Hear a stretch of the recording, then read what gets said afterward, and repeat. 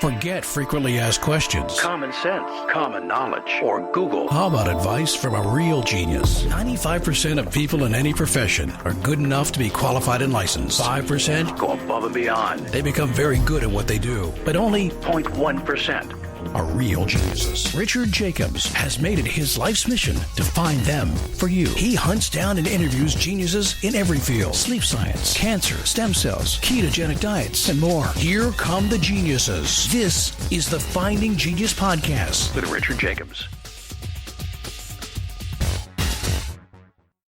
Hello, this is Richard Jacobs with the Finding Genius Podcast. Today I have a special guest. It's Michael Schilsky. He's a professor of medicine and surgery at Yale University. He's a medical director. He deals with liver issues, liver transplant, transplant hepatology, etc. So we're going to talk about issues related to the liver. So, Michael, thanks for coming. My pleasure, Richard. I look forward to talking with you.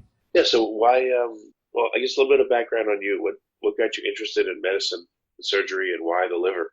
Well, I'm actually an internal medicine by training, but my crossover in the surgical direction is through my interaction with my colleagues in the field of liver transplantation.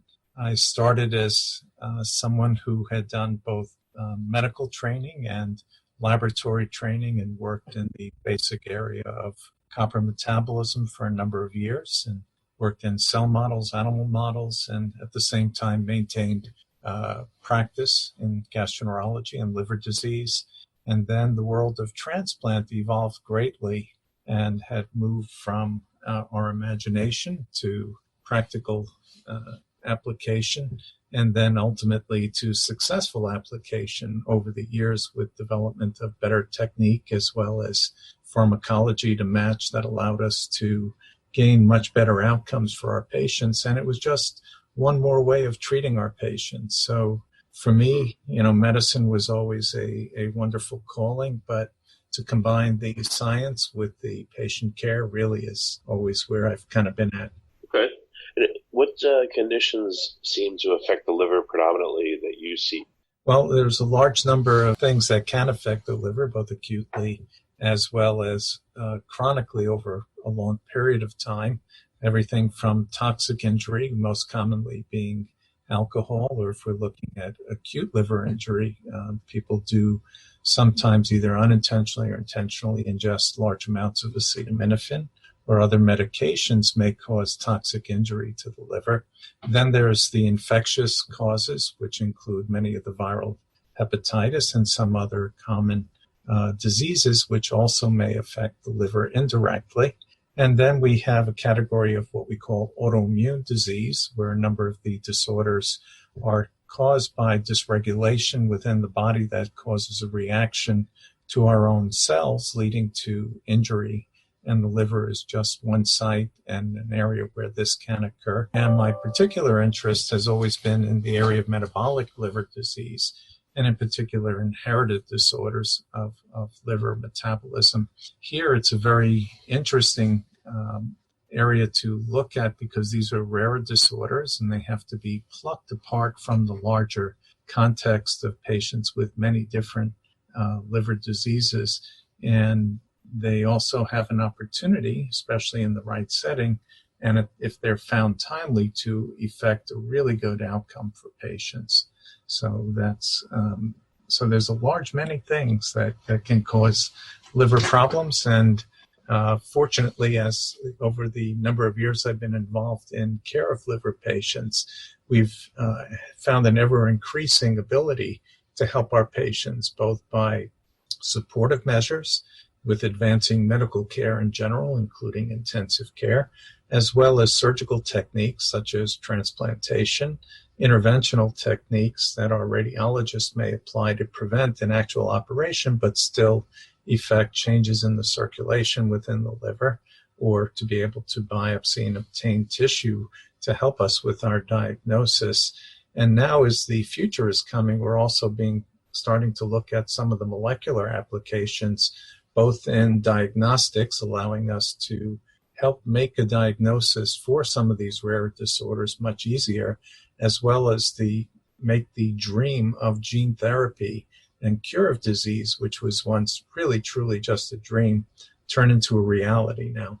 How much can any particular intervention rely on the regenerative ability of the liver? Does that help you, as a doctor, when someone has a liver pathology, knowing the liver may regenerate at least some? Does that make it easier to treat?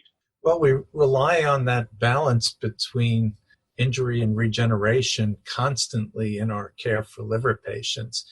And in fact, we rely on it so much that we often don't see patients until later in their injury course, because the liver will typically respond in a very favorable way in trying to repair that injury and regrow in response to loss of cells or loss of its integrity. And so we can use that to our advantage. In certain instances, when there are tumors within the liver, we may be able to cut part of the liver out and know that the liver can regrow its capacity in terms of both size and functionality.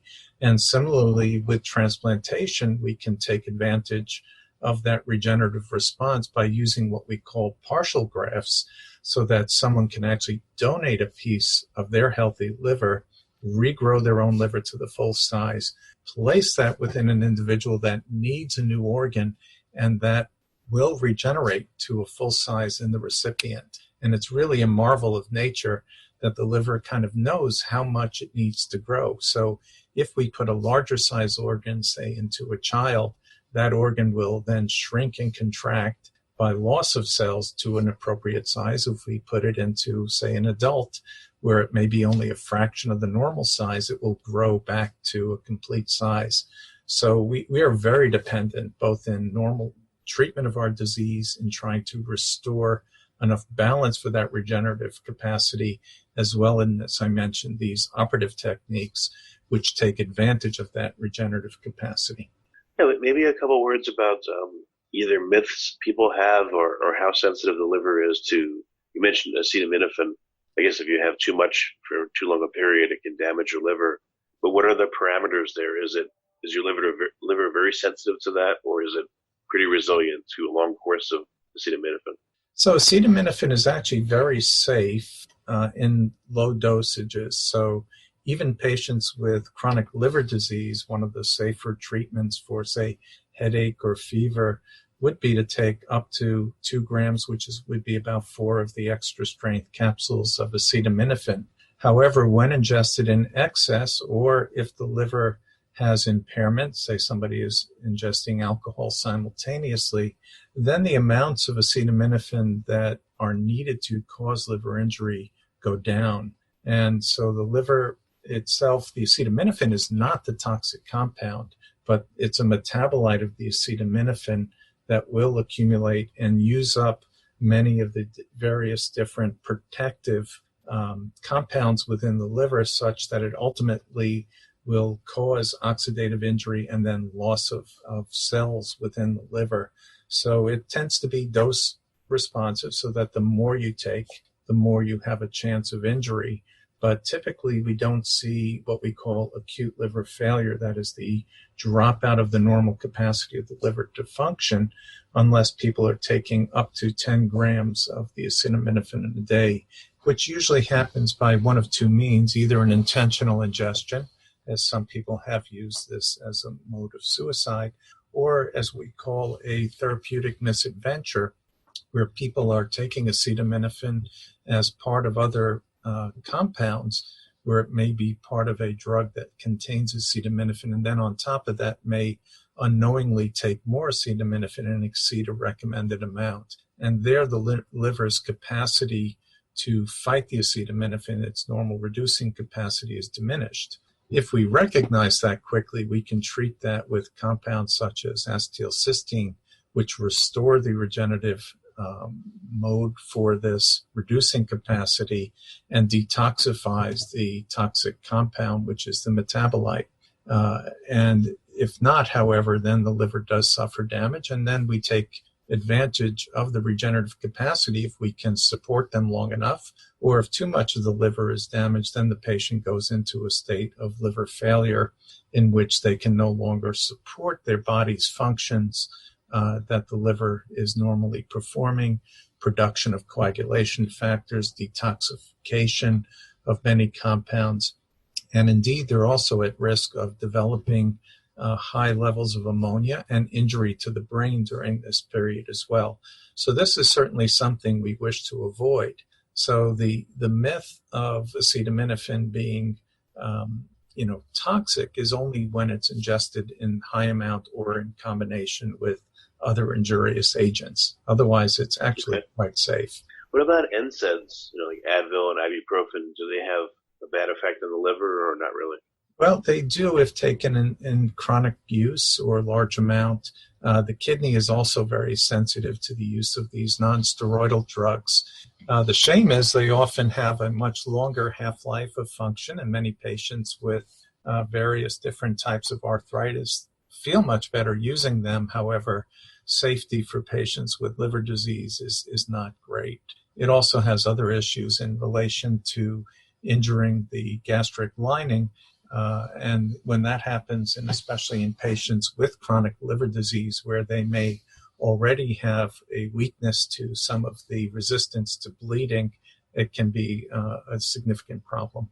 I've heard about NAFLD, non-alcoholic fatty liver disease, as being something that's newly defined and on the rise. Can you talk about that a bit? And how does that happen, and what happens to the liver if you have it? Yeah, so fatty liver disease is now overtaking many other previous disorders, such as hepatitis C, is becoming the more common enemy for those of us who are trying to fight liver disease. It's thought to have increased in frequency with the increase of obesity and diabetes within our country and around the world in general.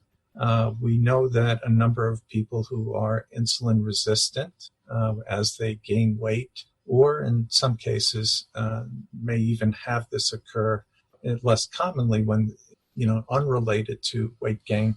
And in these individuals, there is a development of fatty change within the liver. There then is what we call second hits or other changes that may occur from other oxidative injury, some related to the fatty deposition within the liver, some related to other toxic events, maybe a viral injury or sometimes even excess iron accumulation. And you create this environment where you're then more sensitive to the oxidative change and then ultimately develop cell injury, and cell injury in the liver leads to scar within the liver, and the advancement of scar ultimately to a state of what we call cirrhosis, where you have the regenerative change, but also associated with very advanced scar that extends in bands across the liver, and that causes hemodynamic consequence. And then ultimately also when you have enough of the liver tissue involved, both the microcirculatory changes that develop as well as the loss of functional mass can lead to liver failure as well. But it's a very common entity to have fatty liver, and then it's less common to go on to develop liver failure from it. But certainly there are crossovers, and in terms of other injurious agents such as alcohol, there can also lead to fatty change early on. And then when you combine the two, then that's sort of a little bit like pouring gasoline on a fire, and then you have an accelerated development of injury and scarring in those individuals. There are a number of different methods to combat this, or a number of different drug trials now, some aimed at changing the balance related to what we call glycemic control, again, going back to the insulin axis.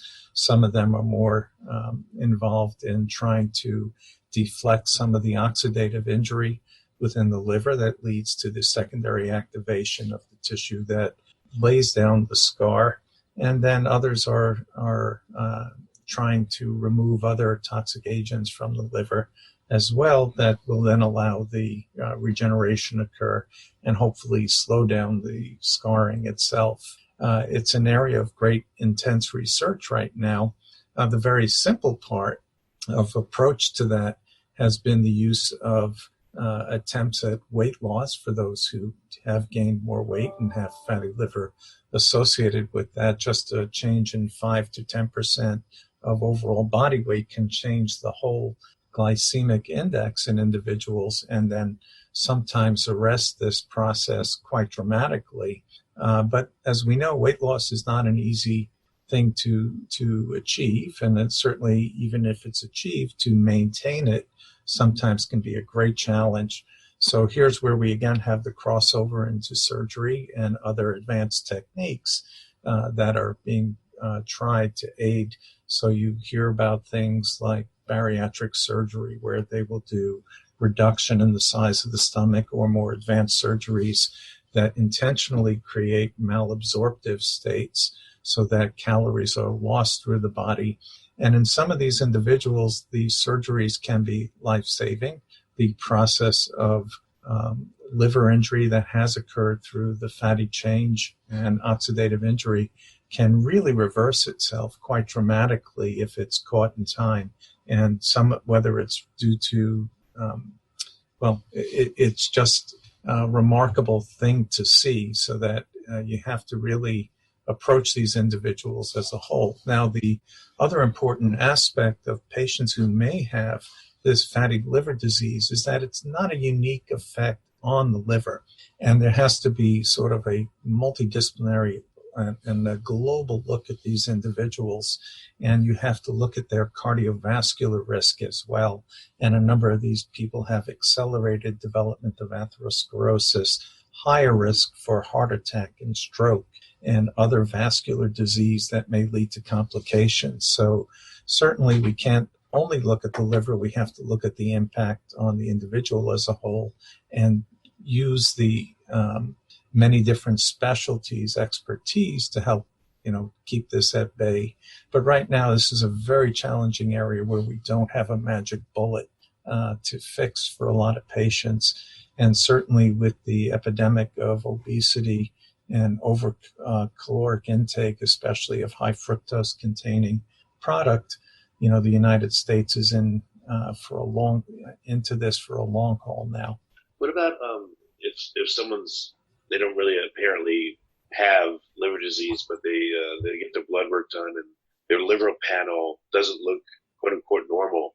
So what kind of liver panels or liver enzymes have you seen that say something's going on here? Yeah, so the liver in its early stages of injury, there may not be any signs or symptoms, and the earliest findings, as you point out, may be just the abnormalities seen on blood tests. And as the advent of more frequent testing and more complete testing has taken place over the last half a century, when these tests have become automated and part of our standard battery to look at things, we try to find these individuals at an early stage and understand what these abnormalities mean. There are certain patterns, and there are changes in what we call some of the aminotransferases, which indicate that there is injury to liver cells, and then these contents of the liver cells then are spilled in the circulation, and that's how we detect this into the blood test. And we can look at the pattern to detect whether or not this is unique to the primary liver cell or the hepatocyte, or whether some of the cells that are involved in the drainage aspect and other functions of the liver that put things into our bile on a daily basis, whether those are involved. And this helps us kind of sort between which area we have to make a focus on. And also certain disease entities may have a primary aspect of injuring liver cells versus injuring the bile duct cells. And we can then focus our attention in identifying it that way. And certainly therapies would be aimed, the sooner you can identify a disorder, the sooner you can help it. Now, you have to be careful in overinterpreting it, and that there may be minor changes that can occur after a viral illness, whether somebody has a flu or even a bad adenoviral infection. You may have abnormal liver tests, and then often these just return back to normal. So we do have a dividing line that if somebody has an abnormal test of their liver function, we don't assume they have chronic liver disease right from the start, but we would then look at this again over time if there's no clear inciting agent or no clear disease entity that is easily identifiable. And then we would look at it at the 6-month mark. And if it is still abnormal at that time, it crosses the boundary from what we call acute liver injury into a chronic liver disorder. And then it requires much more investigation and determination, because then we make the assumption that without an identification and intervention, it is likely that there is a possibility for progression of disease. And certainly the best advantage is always to find things in the earliest stages and arrest the complications that can occur as there is more injury and more scarring within the liver. And then I've seen out there on the shelves of stores, they have like liver flush, 14-day or 30-day liver flush if you take these supplements. But any thoughts on those? Do they work? Are they ridiculous? I mean, what are your thoughts? Save your money. There's also a great concern that many of these products that are on the shelf can actually be more harmful than helpful. And it's not, and this is always the challenge. We have patients come into us and they'll show us, Doc, I have this list of ingredients, and they seem very benign to me. I'd like, somebody told me this is going to help me. Why can't I take it? And the usual answer is, well, this is not made to standard of our regulatory agencies. We don't know whether there are any contaminants within the compounds as well. And there have been instances of drug-induced liver injury that have resulted from taking many of these over-the-counter flushes or cures that unintentionally people are actually taking things that may contain something toxic to them. Now, there are a few that are probably very benign, things like milk thistle, which in very high doses have been tried experimentally for amanita or mushroom poisonings, but that is still under investigation. The standard amounts that one would get over the counter are pretty harmless, and assuming no contamination, that probably will not hurt anybody, but there's really no evidence to date that they will help anybody either. Okay. It makes sense. I mean, if you get supplements, who knows what's actually in them? They're not regulated probably nearly as closely as other substances. And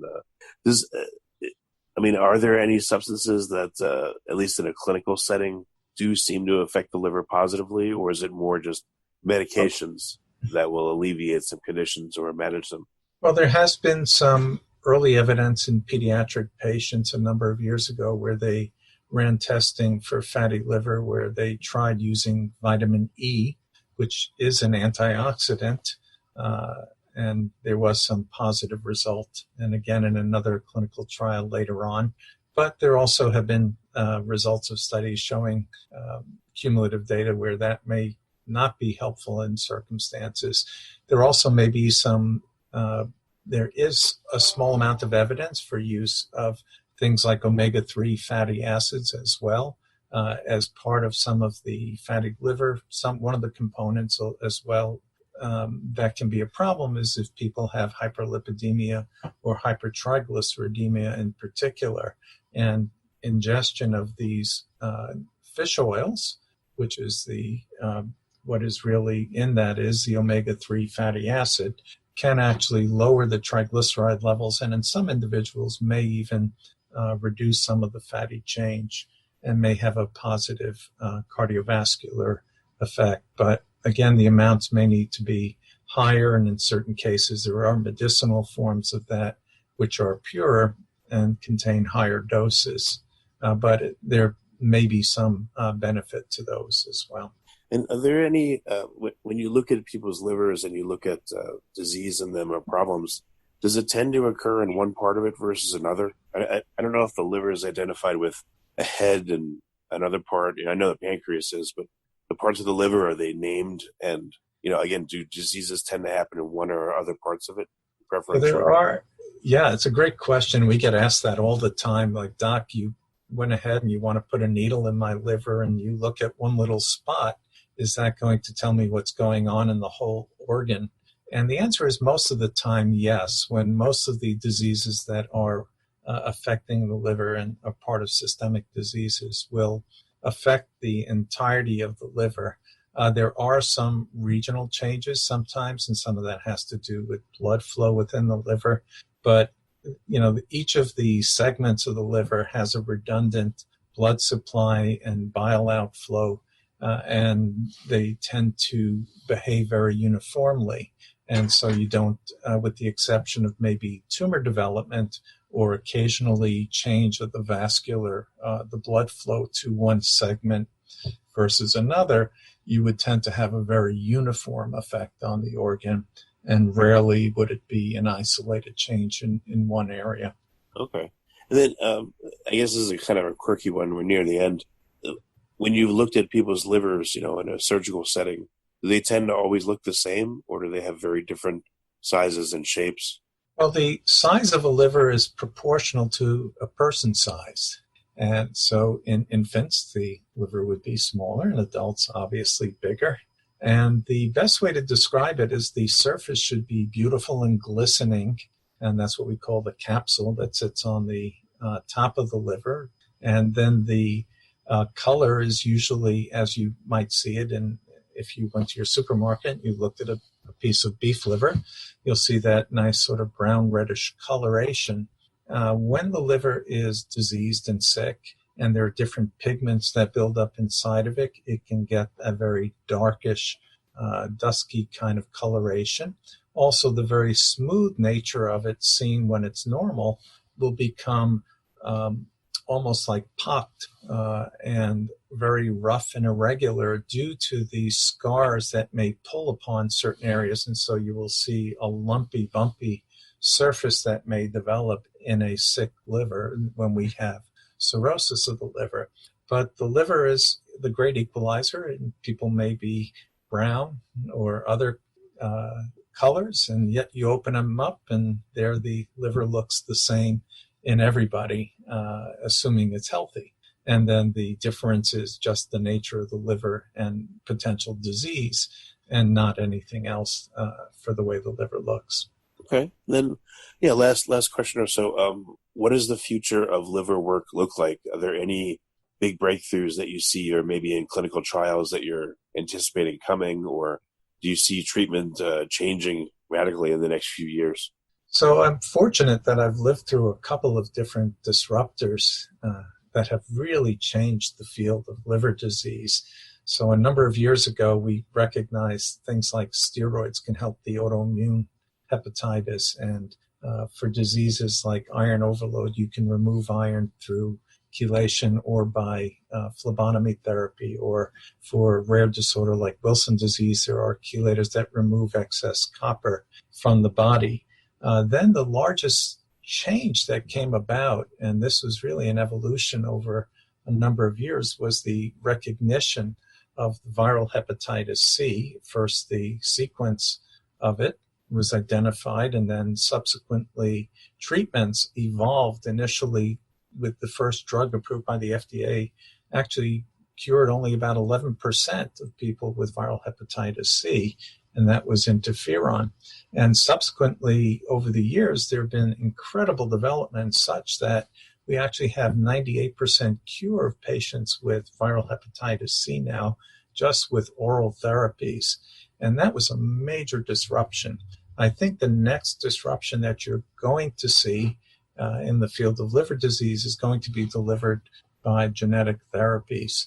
And there are a number of diseases for which we know the gene defects, and now their ability to substitute functional gene product into the liver using targeted therapies that will replace the abnormal proteins or gene products are going to be game changers. And this is going to be something that we're going to be able to deliver by an intravenous shot. And then you're going to see these go home directly into the liver, and then they will make the transformation of the liver cells into functional cells. And there are a number of different defects that have been found in the body. And this is always the key of being able to understand the underlying pathophysiology of the disease, and especially the gene abnormality. Now, along with actually gene replacement, the other part that's extraordinarily exciting right now is gene repair. And if a disease has only, say, one or two mutations that cause the misfunction of the gene product, then you can target those particular areas to correct the gene without having to replace the whole gene.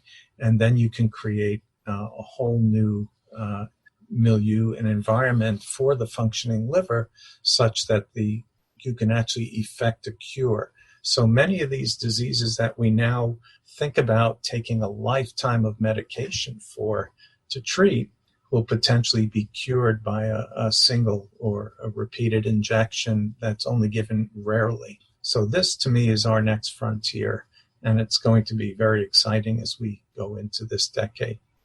Well, very good. So what's the best way for people to find out more about your work and the research around liver conditions today? Where can they go? So there are a number of great resources. There's an NIH website. There's the American Liver Foundation.